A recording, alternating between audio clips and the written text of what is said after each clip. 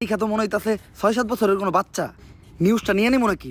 যা বেটা, এটা ট্রেন্ডিং টপিক নাকি? এটা ছাড়লে কি ভিউ হইব? ট্রেন্ডিং টপিক খুঁজ যেগুলো ছাড়লেই ভাইরাল।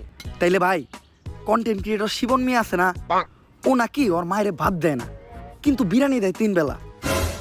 বিরিয়ানি দেয় কাইটা, এই যে ভাত দেয় না, এই জিনিসটারে হাইলাইট করে নিউজ বানাইলে কেমন হয়? এর লিগাই তো আমি তোরে আমার লগে রাখি। হলুদ সাংবাদিক হওয়ার পরে আমরা উল্টা পাল্টা নিউজ বানানি করছি শুরু।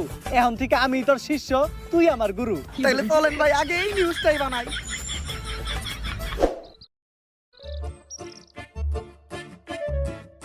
স্যার স্যার স্যার দাঁড়ান, একটু দাঁড়ান।